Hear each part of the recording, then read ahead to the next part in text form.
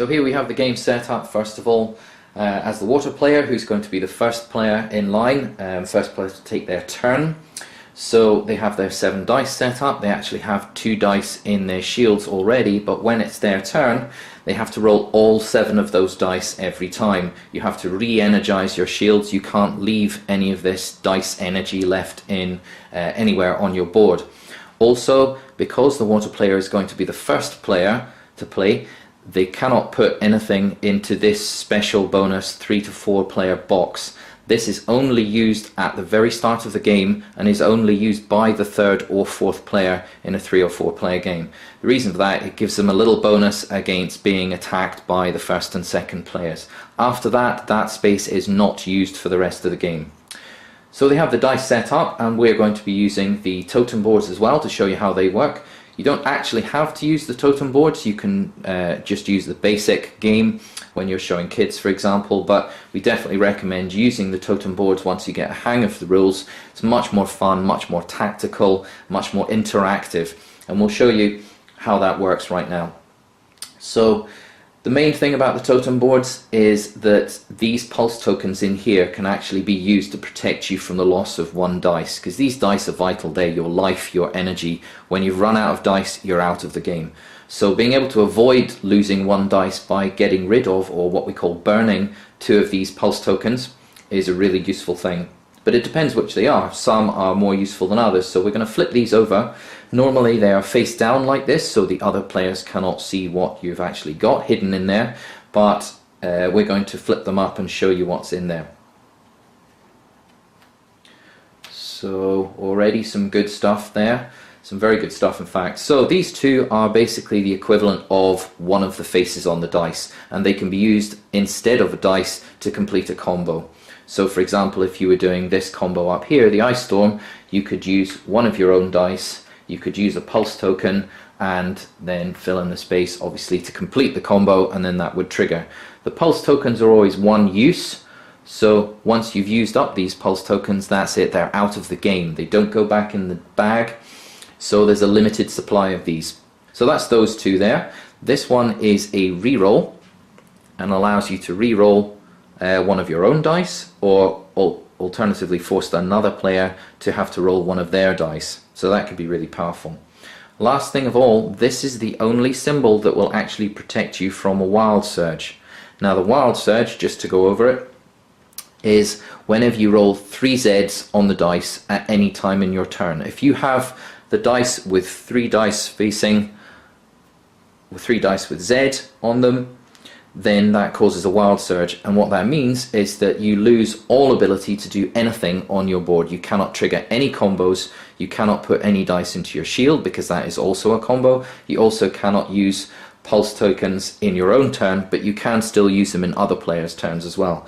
But it's very dangerous to roll 3 Zs in one go. The only way you can avoid that happening is by using this token. This token effectively cancels out one of those Zs that you've rolled. So basically what we do is we just pop it on top of one of the dice, and that dice is effectively out of your control for this round of the game. It's still not lost, so you still get that back in your next turn, but it effectively locks it out. And then the reason for that is that you now only have 2 Zs, so it doesn't trigger the wild surge effect. So that's a really powerful pulse token. So it's worth keeping these in the safest places on your board. The reason for this is because you can see, if we bring this up, you can see there that different pulse token locations have a different cost when you're rebuying new pulse tokens. So say for example you've spent this pulse token, it's gone, you can put a dice in here and buy back a new pulse token from the bag. So obviously that's cheap to do, but this one would cost you more to buy back that pulse token into there. You'd need 2 dice to do that.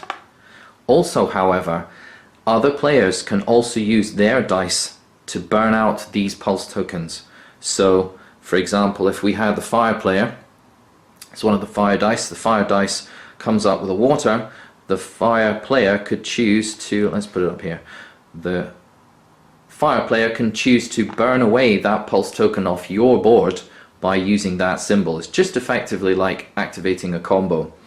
So you don't want to put one of your decent pulse tokens into these slots that are easily removable by other players. So setting this all back on the board, there we go. We would recommend perhaps putting your cheapest tokens onto these two cheap slots and keeping the good ones in those better protected slots. Just a wee tactical hint for you. So the game's set up, ready to go. It all that remains is for the player now to have their turn. So you get to roll the dice 3 times, and remember I said you had to roll all of your dice every time. So here's all 7 set of dice. Let's see what they come up with. Excellent start. A load of water. There's an air in there. There's definitely some air combos, or some combos that require air. So there's 2 kinds of options here on the combos. Generally there's these ones at the top with the explosion symbol on. These combos affect either one or all players, but they're always set against the shield, so it's always attack versus defense. So quickly, if we had 2 dice into defense there, and we had, say, the fire player attacking with 3 dice, which is the maximum for a standard strike, it would be 3 dice versus 2 for the shield. So 1 strength would get through, so 1 dice from that player on defense would get lost. So it's 3 versus 2. The other type of combo is these ones, which cut straight through the shields. They're more powerful, they go straight through the shields and are not affected by anything you have in there, but of course they cost more to be able to action.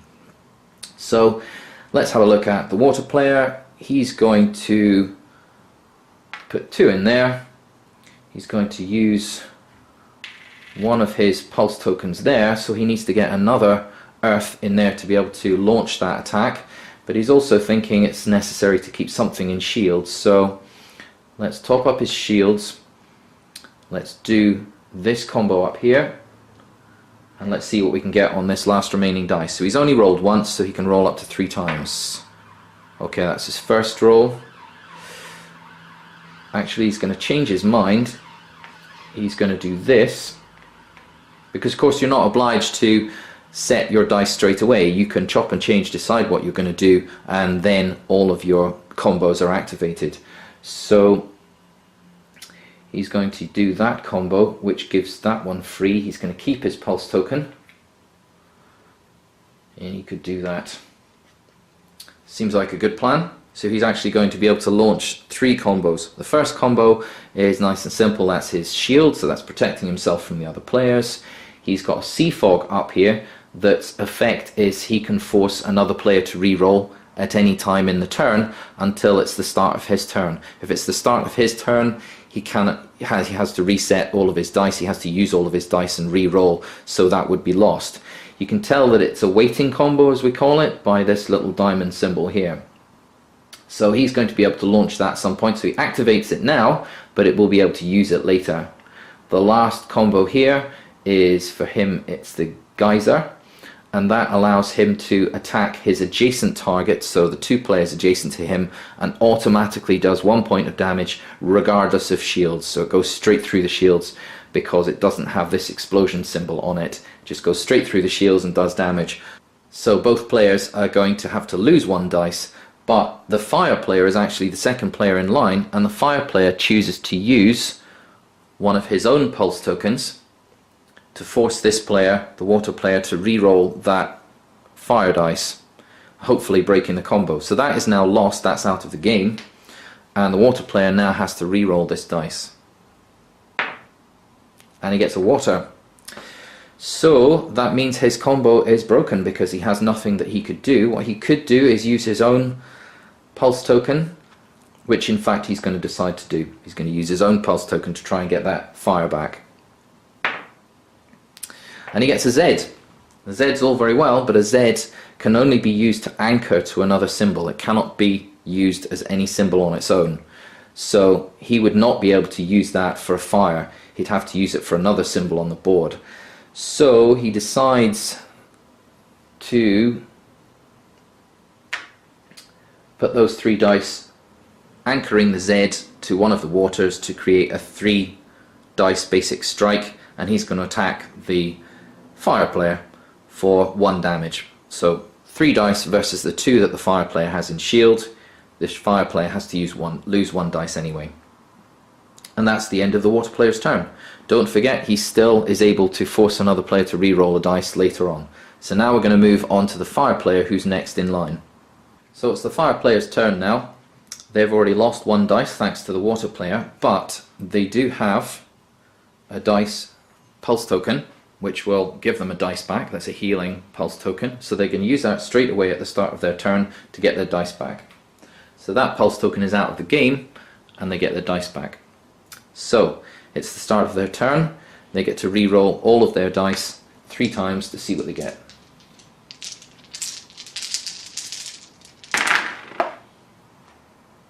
So it's a decent amount of fire.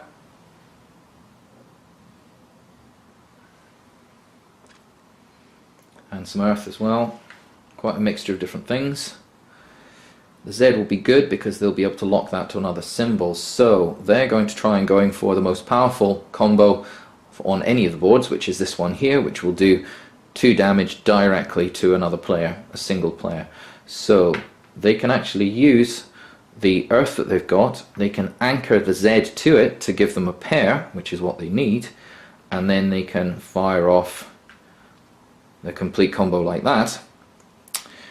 They can also do lots of other things, but they do need to protect themselves with something in shield, so they're going to keep that dice for the shield and re-roll these 2 to see what comes up. Okay, it's another fire and another earth. So it gives them a few choices. So that's your second roll. So in fact, they're going to keep that Z. They're going to put that fire in place, because don't forget that when it's your turn and you're rolling the dice and deciding where they go, you're not actually activating those combos immediately. You only activate them when you've had your 3 turns and you've decided what you're going to do completely over your whole board. So you can chop and change dice around until you're happy. So that leaves them with a pair left over. So they're going to put the Z in there, and that allows them to anchor to the other fire, and that gives them 2 fire in their shield, which is the maximum they can have. Of course, they could just ignore the Z entirely and do that, since they have that spare dice, but they certainly couldn't use that Z for anything anymore, because it does need to be anchored to something else. So they're going to attack one other player to do directly 2 damage, ignoring shields entirely, and in fact they're going to strike the earth player that's the 4th player in line. So the earth player has no tokens or ways that they can force that dice to be re-rolled, so they're going to suffer 2 dice. So it's the earth player's turn, and in fact they've had to suffer 2 dice loss thanks to that strike by the fire player, so they need to remove 2 dice, but they are decided to use their special function of the totem to avoid losing one of those dice. So they have to reject or burn out 2 of their tokens, and that will protect them. So they're going to, because these airs are quite useful for them, they can hold on to those, or at least one of them, and get rid of that fire. So a fire and an air is gone, and that protects them from the loss of 1 dice, so they only have to lose 1 dice. So that's out. However, they also have a heal pulse token as well, which they're going to use right now to get that dice back. So in fact they haven't lost any, but they are in a dangerous situation here, because if they lose that last air token, and therefore the totem doesn't have any pulse tokens left in it, then it actually de-energizes and it's completely out of the game. It's lost to that player. So that's something you really want to avoid. So first thing I think the fire player is going to want to do is repopulate or recharge his totem. So let's see what he gets on the dice.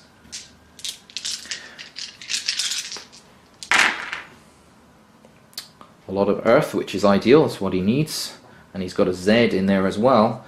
So first of all though, he's going to protect himself in the shield by putting 1 dice in there.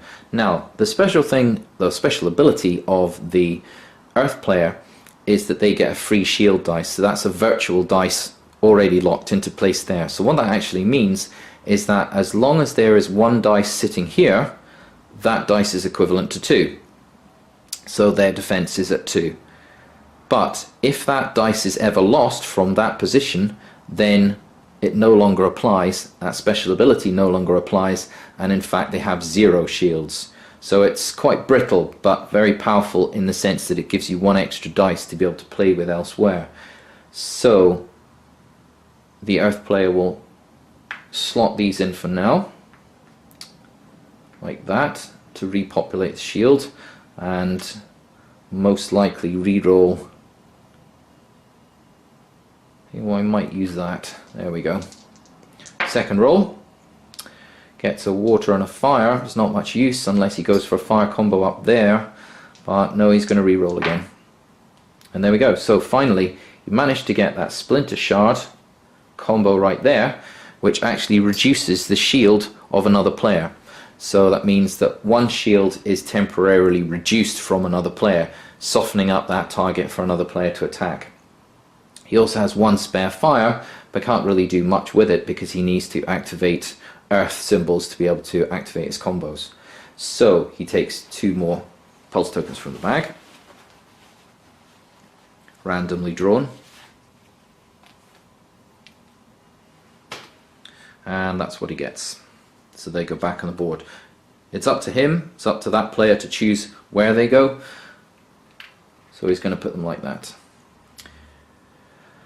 So the Splinter Shard is going to affect the water player and reduce the water player's shield down by 1, but in fact the water player has not used his waiting combo that forces a reroll of 1 dice, so he's going to use it now to force the earth player to reroll that water dice.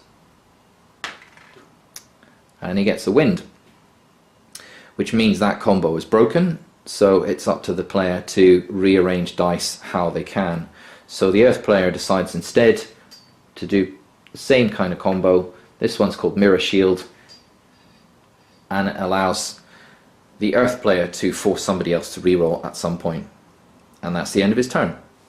So it's the air player's turn, the 4th in line, so that's why they have that extra dice in the special bonus position, because it's the first round of the game.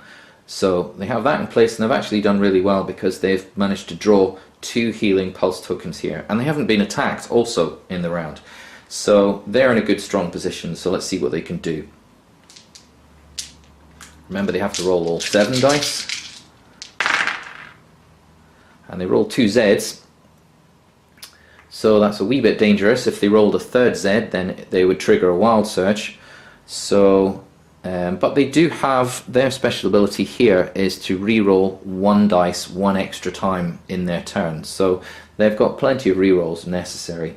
So they are going to go for, if they can, they're going to do some damage to both adjacent players. So for the time being, they're going to put a Z in there to anchor it to the air, so that's going to give them that combo. They've got a load of fire, which is really not that helpful to them. Certainly not this early part of the game, but they may well want to put it into there. So let's keep 1 aside, and they'll re-roll these 2. Second roll, they've got another wind, but they're going to need 1 for their shields, so let's put that in there temporarily, and let's re-roll last time. So another wind. There's no use for earth there, so, but they do have their special reroll. So let's see, put that in there and that in there, and that's going to trigger their vortex, which reduces somebody else's shield by 1, and they've got their 1 special extra reroll right there. And it's a fire, which sadly is not much use to them. So they're going to stop at that point. Nobody else chooses to interact with them in any way because they cannot force any rerolls. So this ability, this Dust Storm, is going to trigger and do 1 damage to adjacent players. Also, the player activates this one now, but chooses to wait and hold on to it and use it later on in the round.